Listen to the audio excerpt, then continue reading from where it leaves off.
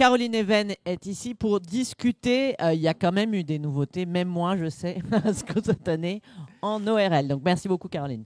Merci. Donc effectivement, cette année, alors il y avait eu une première étude, on va voir, c'est dans le même, pour la même population de patients, une première étude présentée à l'ACR qui va changer nos pratiques, avec une actualisation lors de l'ASCO, et puis il y a une plénière avec niveau post-op. Donc comme vous le comprenez, c'est en post-opératoire et c'est du nivolumab, c'est une phase 3 randomisée. Donc pour resituer le contexte, en ORL, les anti-PD1 sont approuvés dans le cadre de la rechute et des métastases en première ligne et chez les réfractaires aux platines. On a eu beaucoup d'études en concomitant ou adjuvant avec la radiochimiothérapie, mais sans chirurgie avant, qui étaient négatives. Et on attendait les études en périopératoire et elles sont arrivées toutes les 2 cette année. Donc avec niveau post-op, une étude de phase 3 où on évaluait le nivolumab en adjuvant chez les patients opérés, ajouté à la radiochimio. Donc des patients de moins de 75 ans avec des carcinomes épidermoïdes de la cavité orale, oropharynx, larynx ou hypopharynx en résection macroscopique complète, des stades 3 ou 4 et avec ce qu'on considère comme des hauts risques pathologiques de rechute. Nivolumab, une injection avant la radiochimio, pendant la radiochimio et 6 mois après la radiochimio versus le traitement standard, le cisplatine 100 mg m² toutes les 3 semaines. L'endpoint principal, c'était la disease-free survival en intention de traiter, bien sûr. Non, j'ai fait dans le mauvais sens. Donc vous voyez, la majorité des patients qu'on opère, c'est des cavités orales. La population était assez classique, donc 60% de cavités orales et après des hypopharynx et larynx. Peu de patients oropharynx HPV+, mais parce que la stratégie est plutôt à la radiochimio. Des stades assez avancés, stade 3, mais il y en avait relativement peu, et des 4A et des 4B. Et donc les risques pathologiques de rechute, c'est l'extension extracapsulaire dans les ganglions ou les marches positives, donc résection macroscopique, mais marche positive microscopique. Et après, on a des plus petits facteurs, mais qui peuvent être multiples, comme les engaînements périnerveux, les emboles ou plus de 4 ganglions envahis. Voilà, les patients n'étaient pas sélectionnés sur le CPS, donc c'était tout CPS, mais on voit qu'on retrouve à peu près la répartition qu'on connaît sur le CPS. Un des critères de qualité, après, c'est de savoir si les patients reçoivent bien les doses convenables de radiothérapie dans un délai imparti, des doses aussi de cisplatine supérieures à 200 mg m², et on voit que ça soit dans le bras radiochimio ou dans le bras nivolumab, on respecte ces critères de qualité. On voit quand même qu'il y a beaucoup de patients qui vont recevoir le nivolumab pendant la radiothérapie et avant, mais qu'on en perd quand même un certain nombre pendant la maintenance, parce que les traitements pour les cancers ORL sont des traitements lourds, et donc au bout d'un moment, on a un certain épuisement, je pense, des patients. Et l'étude est positive, hein, on a fait la plénière, donc l'étude est positive avec une DFS qui passe de 63% à 3 ans versus 52% dans le bras standard, un hazard ratio à 0,76. Alors on va s'intéresser un peu au type d'événement. Parce que les patients IRL peuvent rechuter de 3 façons, soit en ocorégional, soit en loco-régional et métastatique, soit en métastatique seul, et ils peuvent aussi décéder. Mais on voit qu'on évite surtout les rechutes loco-régionales. Je dis ça, c'est intéressant, parce qu'on va voir que sur la keynote, c'est un peu différent. Donc on évite surtout les rechutes loco-régionales chez les patients. En termes de sous-groupe, il n'y a pas vraiment de sous-groupe qui va bénéficier plus du traitement. Pareil, on va regarder là les hypopharynx, mais ça reste des petits sous-groupes, ont l'air de peut-être bénéficier un peu plus. Je le dis, c'est parce que pareil, dans la keynote, c'est un peu différent. Et on n'a pas l'impression qu'on puisse sélectionner sur le CPS. En termes de survie, les données ne sont pas matures, il n'y a pas assez d'événements, mais on voit qu'il y a une tendance à ce que les courbes se séparent, et donc il faut attendre plus de maturité dans les données pour voir si on est positif en survie. Après, ce n'était pas l'objectif principal. L'objectif principal, c'était la disease-free survival.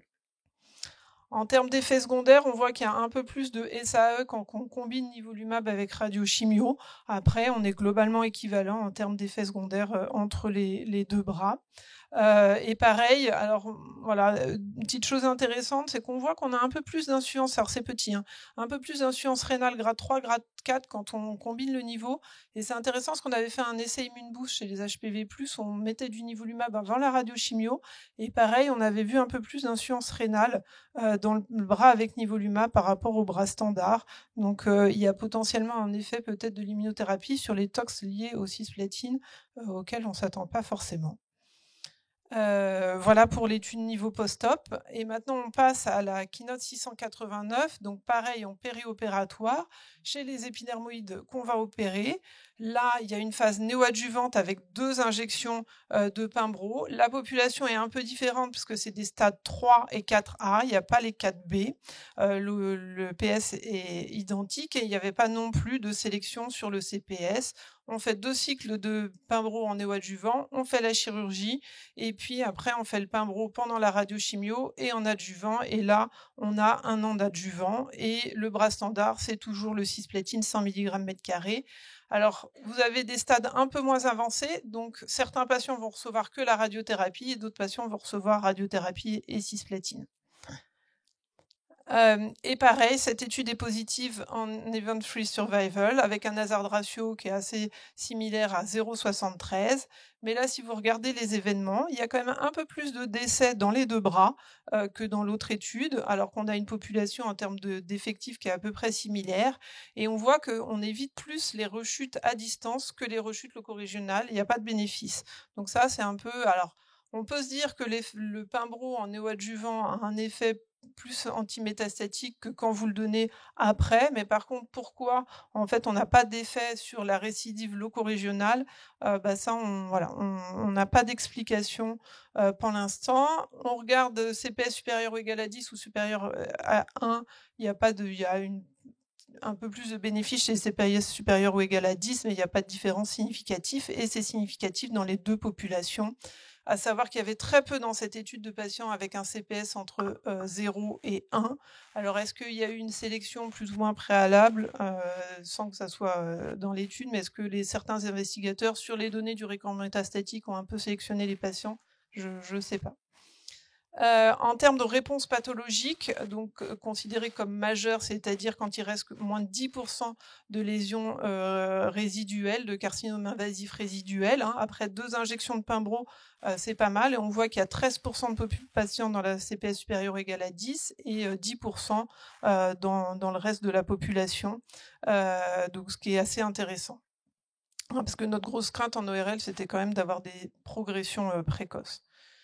En termes, donc ça c'est les courbes sur la rechute sans métastase avec un hazard ratio à 0,71 et vous voyez que les courbes sur la rechute locorégionale par contre ne se séparent pas. Donc encore quand même des questions parce que 2 études relativement similaires mais on n'a pas tout à fait le même effet sur le traitement. En termes d'effets secondaires, pareil, on n'a pas de majoration des effets secondaires importante. Et puis, le futur, c'est peut-être ça. C'est une phase 1 avec un vaccin personnalisé, le TG4050. Donc pareil, on est sur la même population, cette population qu'on va opérer. On récupère de la tumeur au moment de la chirurgie et on va créer un vaccin sur les néoantigènes qu'on va avoir. On va designer un vaccin avec les néoantigènes de la tumeur. Et puis, on va leur faire le traitement standard, la chirurgie, la radiothérapie, plus ou moins la chimio. On va attendre 3 mois notre premier bilan d'évaluation et si le patient est en réponse complète, il était randomisé entre vaccination ou surveillance et les patients dans le bras surveillance pouvaient être vaccinés à récurrence en adjuvant du traitement standard. Alors, on voit en termes de faisabilité, 80 patients ont consenti et vous voyez que finalement, il y a 33 patients qui sont éligibles. Alors, certains vont avoir rechuté précocement, il y a des... voilà. Globalement, c'est relativement faisable. Ça nécessite quand même d'entraîner un peu les équipes à bien penser à récupérer du matériel tumoral. Il y a un temps qui est assez court pour envoyer le matériel, le congeler, etc. Donc, ça nécessite un peu d'expérience, mais c'est tout à fait faisable. Vous voyez, il y a 17 patients globalement, enfin 16 patients dans chaque bras. c'est des petits effectifs, mais il y a quand même un peu plus de rupture capsulaire dans le bras sans vaccin. Voilà, donc pas complètement équilibré, mais c'est pas étonnant sur une phase 1. Mais les données de PFS, enfin de DFS sont très intéressantes puisque vous voyez que dans le bras vaccin, il n'y a aucune rechute et là on a un follow-up qui est à 30 mois maintenant versus 81% dans le bras sans vaccin et très peu d'effets secondaires. Voilà, c'était vaccin seul. Donc vraiment à suivre et là on est en cours de phase 2 et la phase 3 va suivre. On voit qu'il y a des réponses spécifiques. Sans émergence d'un antigène particulier, ça reste sur de multiples antigènes et la réponse est plutôt persistante. Donc vraiment un développement intéressant. Et puis le dernier, en récurrent métastatique, il y a 2 molécules qu'on doit suivre dans le futur, qui sont actuellement en phase 3 en première ligne. C'est les bispécifiques avec le GFR plus une autre molécule. Là, c'était le TGF-bêta. On voit qu'on a des taux de réponse qui sont assez impressionnants pour l'ORL, 54%, des réponses profondes, et vous voyez qu'il y a 6 réponses complètes, 21% de réponses complètes. Voilà, on voit rarement ça en ORL, une PFS à 9 mois et des survies globales qui sont aux alentours de 20 mois. Donc voilà, vraiment une molécule à suivre dans le futur. Voilà, merci.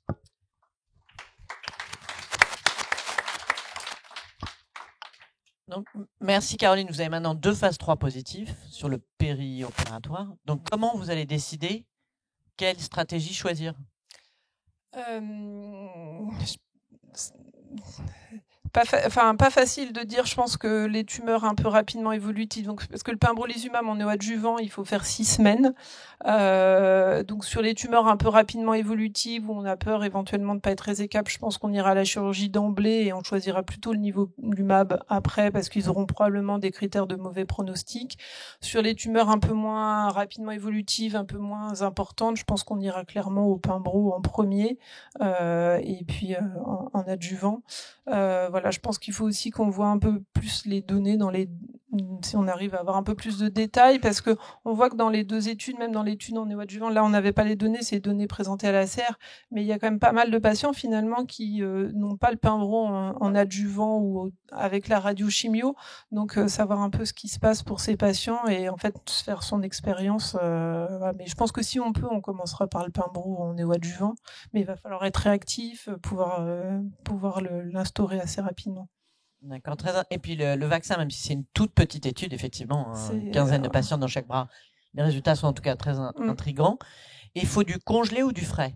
C'est pour l'instant du congelé et c'est que sur pièce opératoire pour l'instant, mais le futur c'est de pouvoir le développer aussi sur biopsie. Et donc voilà, je pense que nous on attendait beaucoup des vaccins HPV+, et on a plutôt été déçus l'année dernière. Et donc ça, je pense que c'est vraiment voilà. Pour moi, c'est quand même, ça fait partie de l'avenir. J'espère que ça va être confirmé, mais je pense que ça fait partie de l'avenir. D'accord, super. Merci beaucoup. Est-ce qu'il y a des questions, Caroline, sur les cancers ORL? Merci beaucoup et quand même un beau cru cette année pour l'ORL. Hein. Bravo. Et très français quand même. Et beaucoup de français, tout à fait.